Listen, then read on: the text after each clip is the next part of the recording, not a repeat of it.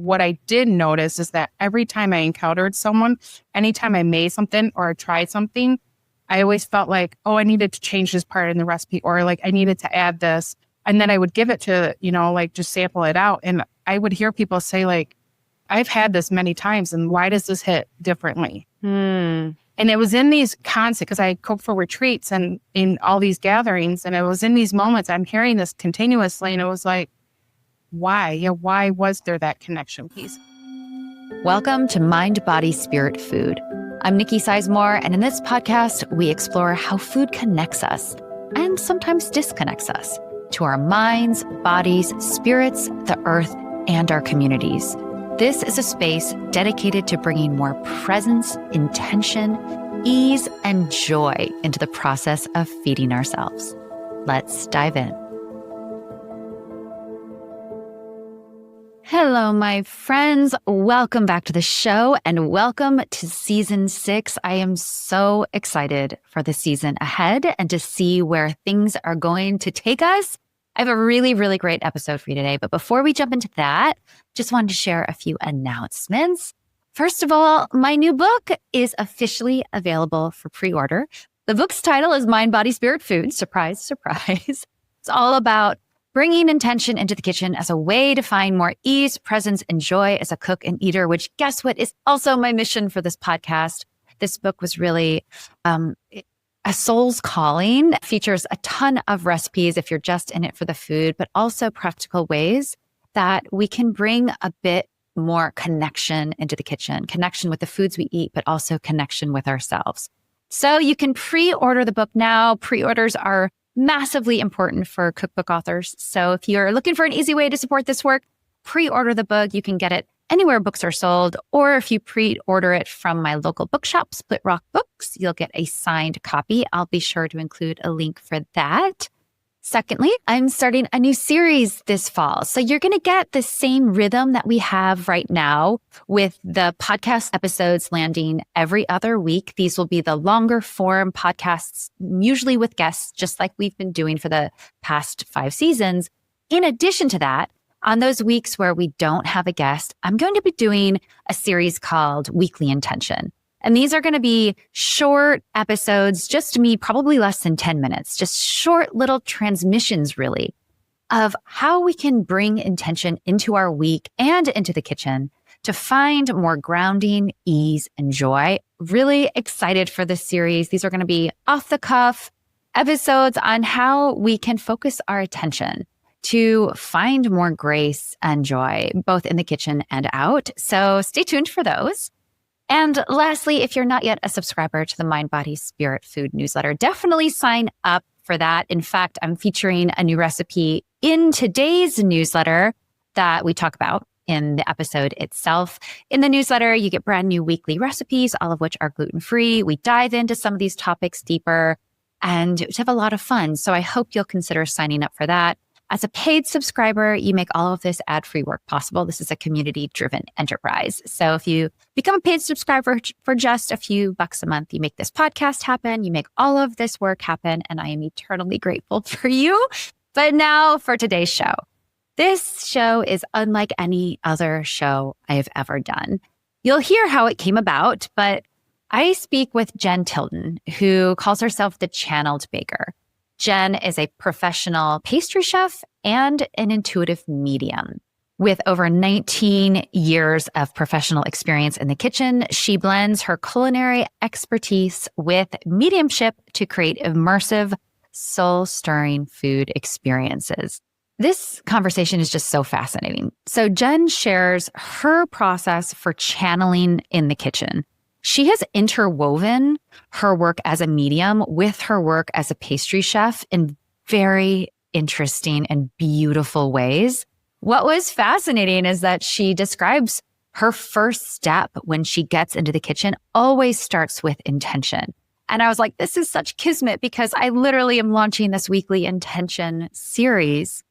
Intention, as she describes, is the grounding that allows for everything else to bloom, to unfurl. Intention isn't about control. Rather, it's a way of focusing our attention so that we can allow what needs to come in, whether we're channeling ancestors or spirit guides or not.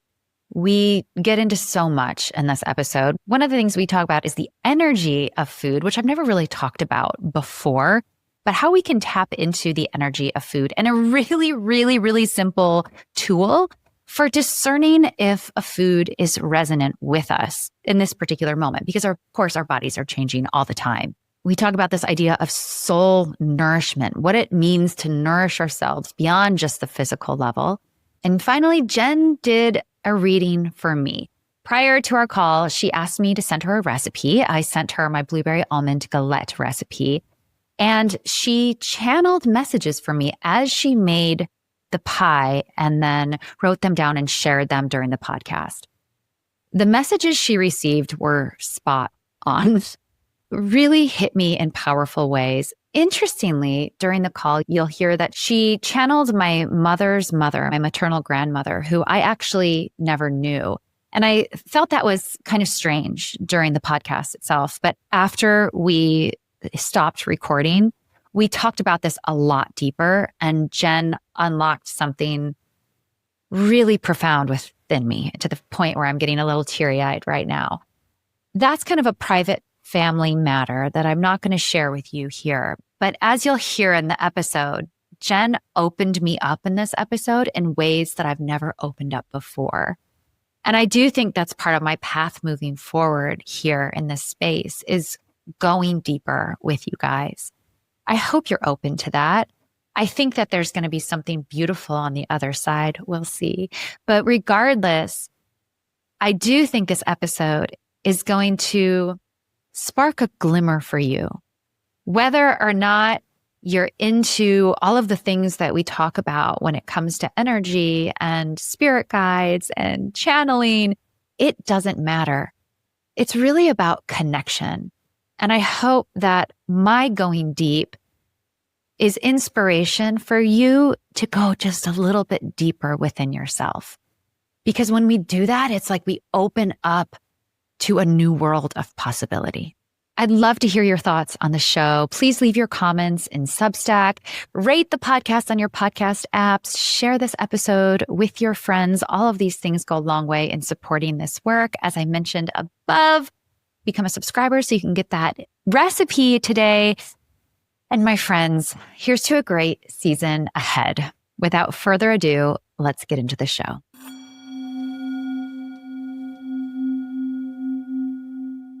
Hi, Jenn. Welcome to the show. I am so delighted to meet you and to have you on. Thank you for having me. I am super stoked that you extended this invitation and have an opportunity to share what I offer in this world. It's so funny because this was fully intuition driven. Like, I have never heard of you before. Typically, the people on these podcasts I have had, relation with or have read something they've, but you literally posted one note I saw on Substack and I said, Jenn, the channeled baker, I have to talk to this person. And it was just instant. I was like, I don't care. I don't need to know anything else. My intuition was like, this needs to happen. So clearly this was written in the cards somewhere for us to meet. And I can't wait to dive in. I'm going to ask you the first question that I ask all my guests, though, just so that my listeners can get to know you a little bit. And that is, what is your cultural upbringing and how has that influenced your relationship to food? Yeah. Well, as a little kid, I grew up with always gathering around the table. But most importantly, my grandmother and my mother have always opened the door for me to be in the kitchen, to cook and learn with them. And that really started the warm welcoming and understanding how to flow and feel into it. And it was important because every Sunday my family would get together at my grandma's house, and it was an unsaid thing. And we gathered around this large table in her basement. And I feel like everyone in my family, even my dad, like, all just had this sense of connection with food and cooking. And a lot of my family cooks, and it's really special. And I think we've all kind of understood it, but I'm able to connect words with those emotions and feelings that they probably weren't able to. I want to get into that a little bit more, but first I want to understand your journey to becoming a pastry chef. So you've always had this tradition around food in your family, this passion for food and cooking. What led you down that road? Oddly enough, I didn't think of being a pastry chef or going into the food industry at all. I was working on my small business management degree, and it was so dry and boring that I wanted to quit. Disclaimer, I never quit, right? So my dad was like, that's not an option. So we're going to figure this out. So we explored other programs within the school, and they did have a culinary program. And that's where that spark hit. So I went and I just did baking and pastry. I got my certification in that. And that was the first part in my life where I felt like it came really easy and it flowed. And I had a history of struggling in school, but this was an opportunity where I didn't feel different, you could say. And I did continue. I did get my business degree, but food really became a foundation for me early on. You are a medium as well. When did that appear or start for you? Me becoming a medium was an evolution. That was something that started at age 5, and I didn't know what it was at the time. And subconsciously, I shut it down. It became something no one around me understood, could actually relate, and just trying to chalk it up to like your imaginary friend. You're just like, whatever with it. Yeah. Right. Yeah. And it was scary too. I saw a lot of things and, people. And so fast forward, age 18, I had a dream with one of my best friends. And he basically told me that he was good. It was awesome. And tell everyone I'm okay. It's good here. And I was really kind of confused leaving the dream. Like, what's going on, Andrew? And I then woke up to a phone call that he had passed away that night. And I was like, oh, that was wild. And that was him reawakening my gift. And then forward, people would come to me at night that I knew that had passed, but I didn't really connect the dots then. So they would share with me, and I always wake up saying, hey, I should probably tell them, their family or their loved one came. And every time I did that, it was like these synchronicities of, oh, it was their birthday. How weird is that? Or, gosh, Jen, I was literally up all night crying. I just wanted to hear from them. And I was like, oh, and I just gave praise. And I was like, God, this is so cool. Like, I get to do this. I get to share this. Thank you for that moment. Right. And that's all it was. And then fast forward through 2020, I had a session with someone, and she was a spiritual practitioner. And she told me to go check out a weekend where they were talking about mediumship.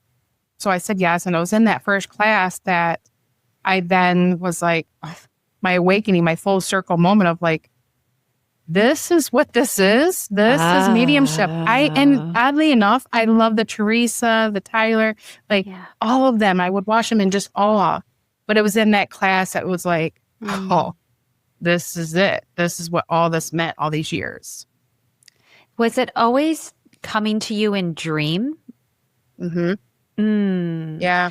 I can imagine. I am not a medium, but I have a strong connection, I think. But it's so easy to discount this stuff as, I certainly have for myself, crazy, until it's not, until it's like, no, this is more real right now than so much of the real stuff that is happening around me physically. And then, like you said, I'm sure when you embrace it, the magic that comes with that, and the knowing of yourself too, that validation has got to feel incredible. In those moments before I knew, it was like, that was really cool. But then as I grew into it, it was like understanding how I wanted to use it too. Nikki, I didn't want to sit here and just read for people and say like, hey, your loved one wore this necklace and I noticed you're wearing it. I felt that was really special, but it wasn't enough for me. I wanted to channel for people in a way for them to make it about them. I wanted their loved one to make it known that they're with them, but in a way that they can receive it. And that means like, maybe it's a certain point in your life where you're like needing whatever kind of motivational message or piece of validation or any of those, I felt was going to be more beneficial than the latter piece. Not saying that latter piece is not special. It is, because it confirms and it affirms everything, right? But I just felt like their message that came to nourish you in a way where you were able to walk away and be like, okay, A, they're with me. That's validation, right? And B, they were able to shed light on something that maybe was private or maybe something internally you were processing. And that's just them just affirming. I love that you use the word nourish, because you said, and I don't remember the exact words you used, but you want to nourish them with this information. And I find that so amazing, because that's also what you do as a chef, is you nourish people with food. Have these two things interlapped, intersected? I mean, I know for so long I tried to keep my spiritual path or my seeking or my curiosity even totally separate from my professional life. I was like, no one is going to get this. And then I started Mind, Body, Spirit, Food, and it's all just me. It's just me. But I'm curious about that for you, how, if these two paths of yours intersect. It's interesting. I didn't know the two would right away. So right away, I didn't know that this was a thing for me. What I did notice is that every time I encountered someone, anytime I made something or I tried something, I always felt like, oh, I needed to change this part in the recipe, or like I needed to add this. And then I would give it to, just sample it out. And I would hear people say like, I've had this many times, and why does this hit differently? And it was in these concepts, because I cooked for retreats and in all these gatherings, and it was in these moments I'm hearing this continuously, and it was like, why? Yeah, why was there that connection piece? And that was in that moment, it was revealed to me that I am nourishing people on a soul level and connecting that piece for people. What does it mean to nourish people on a soul level? That is a wonderful question. The best way I can describe it is, do you know that feeling that maybe listeners have had that experience where you eat something and you binge on it for like a few days or a week or a month, and you're just eating on it and it just hits? Those hit moments are moments that food is actually nourishing the soul.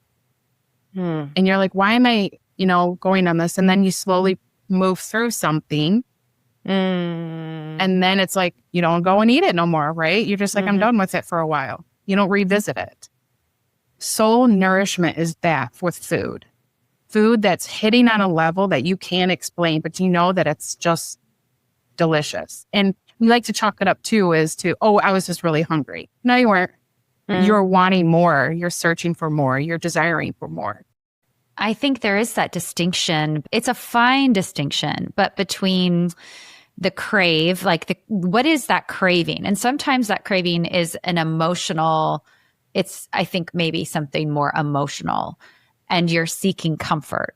I think there's a difference between what you're talking about, of that seeking comfort in food, as a difference between that and real soul nourishment. I feel like that is a feeling of, I can feel it in my body just talking to you right now.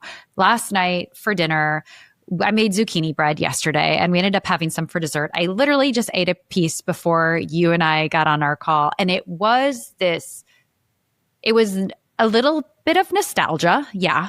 Definitely a little bit of comfort with that sweet, but there was something else in there. And I don't know if it was because of we grew the zucchinis in the garden, or the fact that it was a celebratory meal last night with my family, even though it was just a normal Sunday night supper. I'm not sure, but that zucchini bread felt more like soul nourishment than physical nourishment.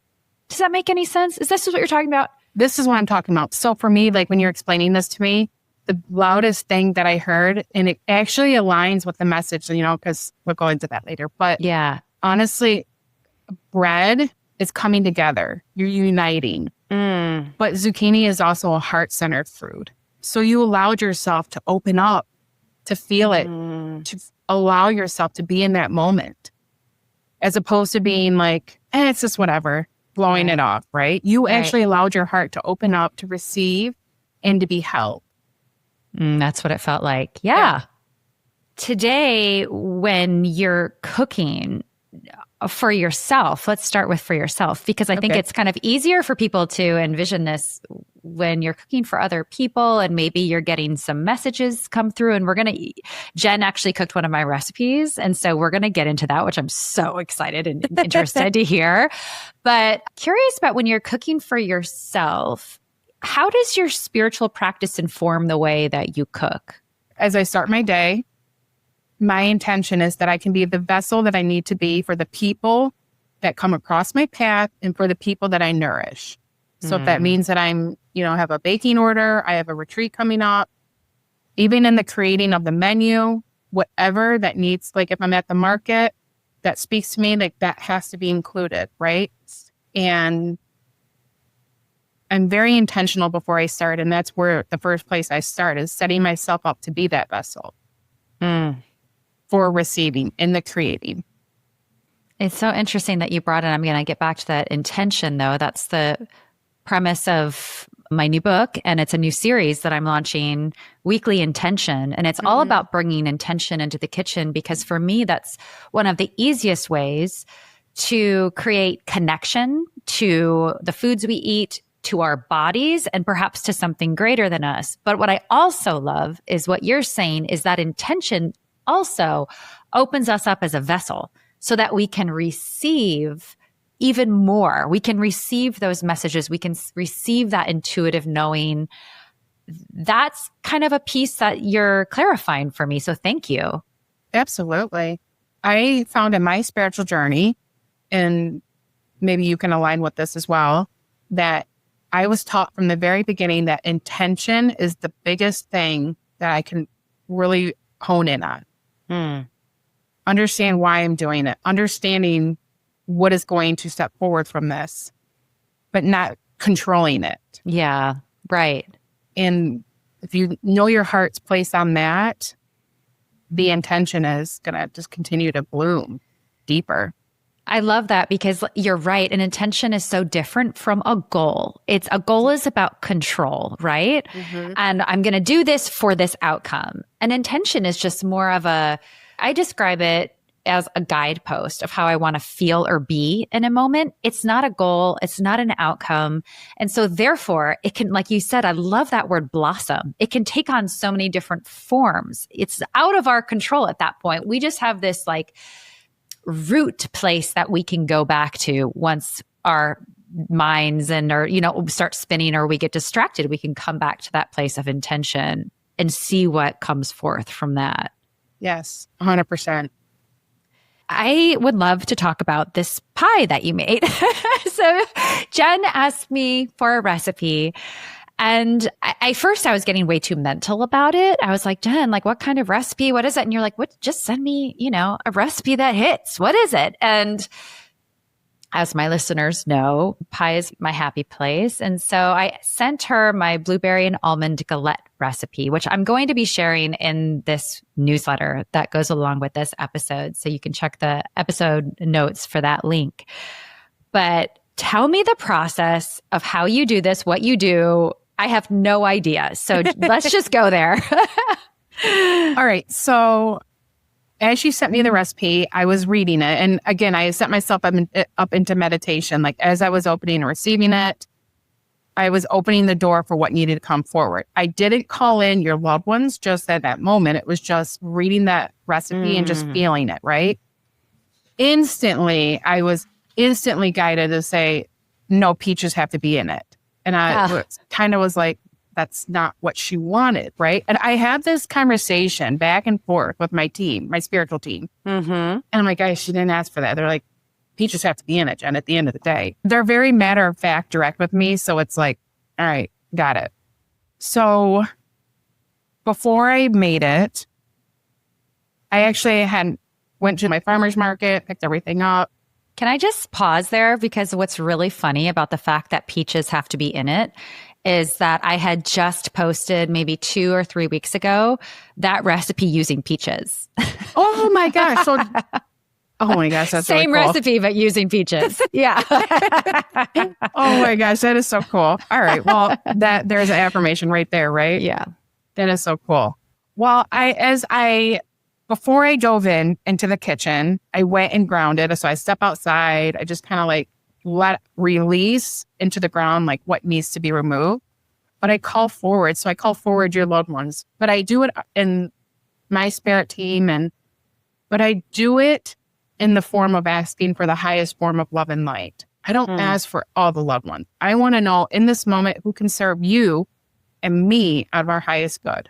And instantly, right away, your grandmother on your mom's side instantly stepped forward. She was like, being here. Does that make sense?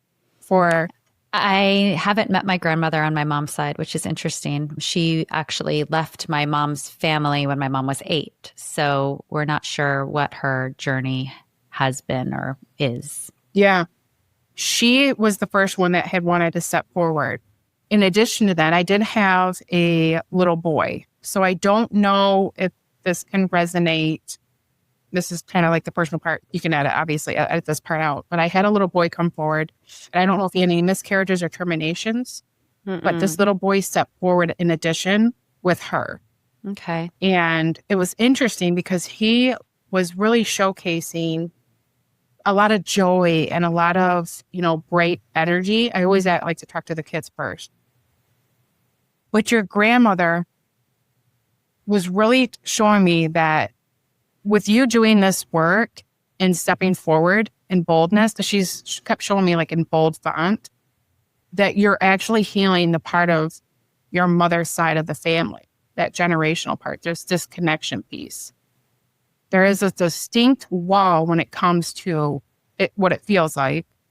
There feels like there's a wall that has this distinctness of emotions and practicalness being there. So there was a lot of duality that I felt as I was in that meditation, but also in the kitchen. I wrote on there was this perfectionist and then going with the flow.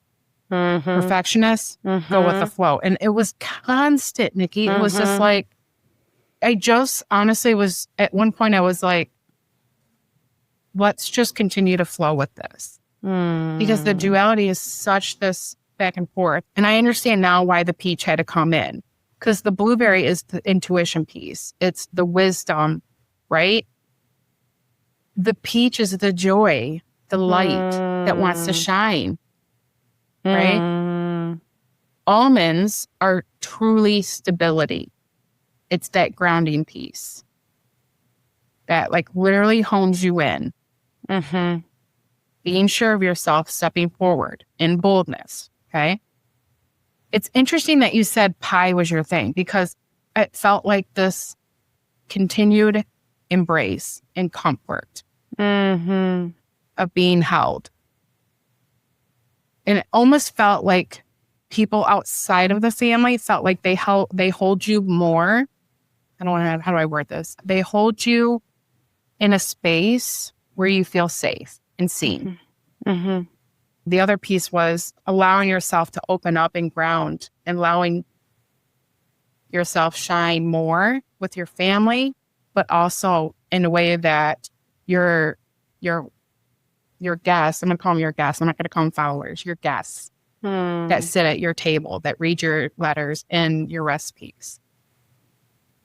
They're asking you to kind of open up in a way that reveals a part of you that you are behind the curtain a little bit about. Yeah. But at the end of it all, it says that you are safe to open up and that you are divinely protected and supported. This is your calling. It's about trusting your foundation, listening to your inner wisdom, and soaking in the joy and the connection, rooting in more abundance and emotional stability. So much of this is the path I'm on right now. I mean, literally word for word, allowing myself to shine. And I say, this is the first time I've ever said this on this podcast. And it's even now in saying that, I feel like I have to, that sounds so trite. Sorry, guys. I want to apologize for even just saying those words. Allowing myself to shine. And where am I keeping myself hidden and safe? And I feel like this summer has been a massive opening. I went through a major rebirth in May and June. And here I am at this new place where nothing looks different, right? But something internally feels different. And I'm not quite sure how that is going to manifest itself practically or realistically. And maybe it won't. Maybe it's just an energy, it doesn't have to be anything practical. But it's all very interesting. And then that vacillation between perfectionism and letting it flow, it's just my constant. It's funny, this week is a immensely crazy week. We are like, so much is going on. And I found myself last night before bed going through my calendar and thinking, oh gosh, okay, got to do it. And then all of a sudden I just started laughing because here I had just written a newsletter about allowing life to unfold instead of trying to control it. And it was like, I needed to hear my own words again. And then it was just like a deep breath of like, oh yes, let's just let this go. It's going to be fine. And that's the dance I am often going back and forth with, is this lifelong habituation of doing and producing and perfectionism. And then this, my heart's desire for trust and flow and expansion and wild unknowing, right? And so there's a lot of duality within me just as a human, but that's interesting that you picked that all up just from the recipe. Isn't it wild, like how all this can be revealed? But I want to say thank you for being vulnerable to signing up to do this, allowing this experience to shed a little light on. But this is the part of the not practical piece, right? Yeah. This is the piece that will continue to reveal parts of yourself that will allow people to connect a little deeper with you, that sees you and feels and understand and relatable. And I think that's the raw truth that all of us desire. But most importantly, it's that little girl within you, allowing her to know, like, she's safe. She's being seen and held. And it's just giving her permission too. Because the older version, we don't always meet where our little version is. Yeah. Right? Yeah. And that's just the childlike play that can be revealed. That's actually, pie is like the perfect representation of that, because there is some specificity that goes into making pie. But then there's also a massive amount of play that goes into making pie. And then certainly for me, eating pie, it's like that childhood. It brings me back to that childhood sensation of summer freedom, joy. I would ask for pie for my birthday desserts, that sense of celebration. So pie holds that all, right? It holds that all. And I think that for all of us listening, we're not all mediums, but we can tap into these things through cooking. I know I do. And I'm not necessarily connecting with ancestors, but I'm also going to say, why not? Like, why not? Because you can. Right? Let's open that door, because that is, all of these things are fascinating. But certainly that connection, when we enter the kitchen with that intention for connection, what can be revealed? What can we hold more sacred within ourselves? And then what can we then offer to others? Because cooking is, for me, very personal, but it's also about the act of nourishing others, which is part of the reason you and I are both drawn to this form of art, I believe. Yeah. It's a way of connecting. And I believe food is one thing that we can all relate to. We can all connect.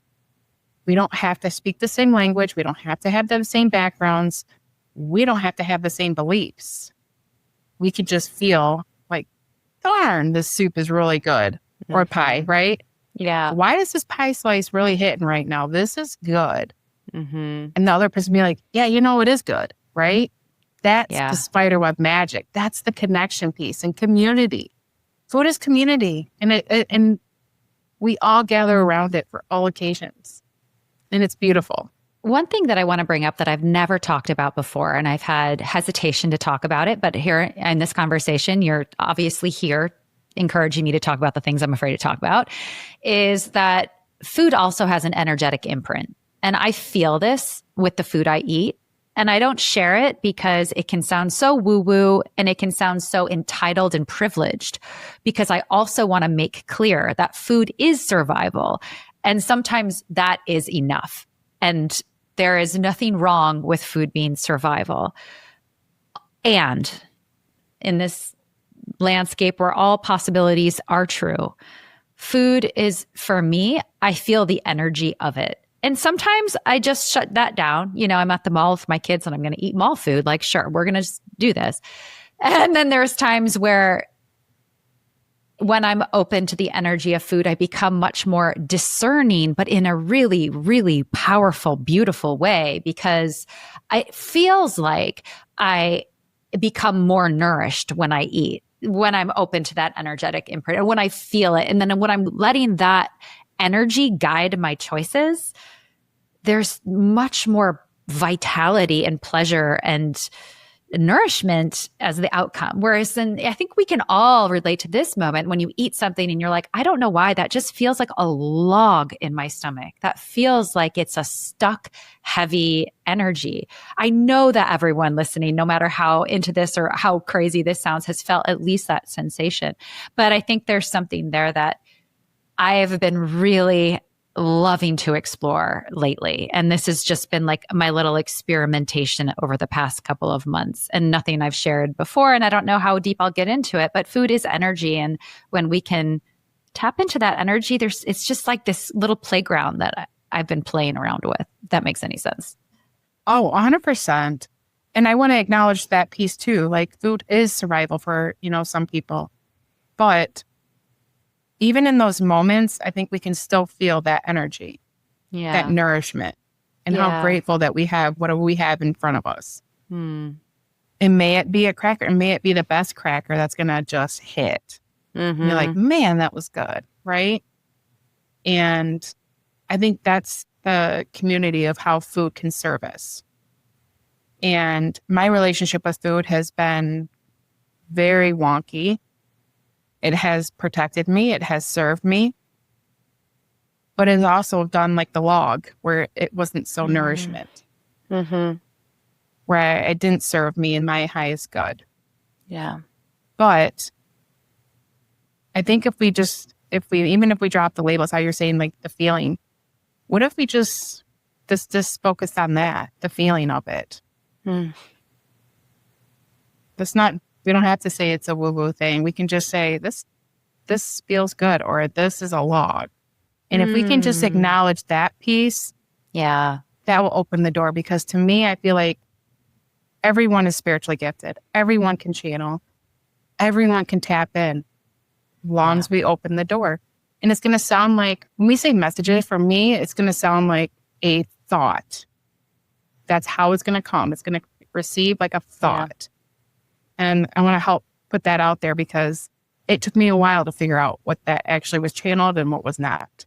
Yeah. So, yeah, I know. I think that's so wise. It's like I have the same one in the morning when it comes as a thought, or I often am very visual. So I often will get a visual, and then I'm kind of interpreting what that image in my head is. And so I know, I just want to, like you said, for people who are listening, what does it feel like? What does it look like? It can be anything. It can be an instant knowing. It can be a thought. It can be something you see. It can be I have a friend who hears things, who, all of a sudden, like they get the message and it sounds like somebody's speaking to them. And so all these different ways that it comes in. But I want to go back to this tool, because I think this is so profound when it comes to paying attention to the energy of food. Let's take the label of good versus bad food off and instead pay attention. Does this make me feel good? Is this that light?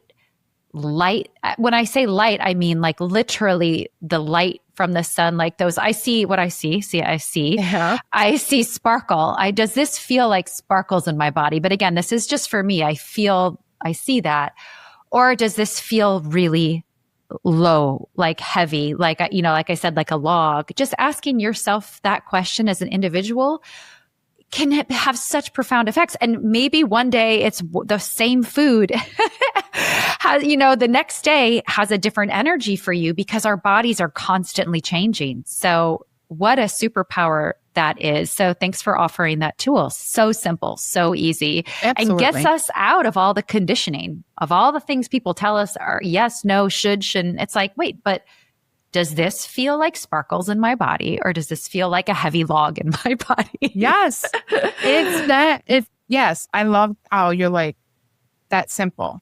And it really is. If we can just make that and just do that. And sometimes, I've gotten, when I say the channeling piece, like, I know you do this as well, like where you just ask, like, what should I eat for breakfast? And I allow the visual. I did the visual as well. And I just see like, oh, you're going to have this and this. I'm like, okay. Yeah. And it does hit. And actually you can play along, like when you're in line at a grocery store, be like, which line should I go in?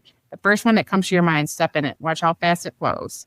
Yeah, I do that when I go to the grocery store too, is I just ask for guidance. I just help me find the foods that will best serve my body. And what's so funny about that request, that prayer, that intention, you can call it whatever it is, it makes the grocery shopping so much more enjoyable, because instead of being stuck on the to-do list, it's like this opening. I'm like, oh, wait. I'm like, ooh, that head of broccoli. No, this one. Or this box. No, this one.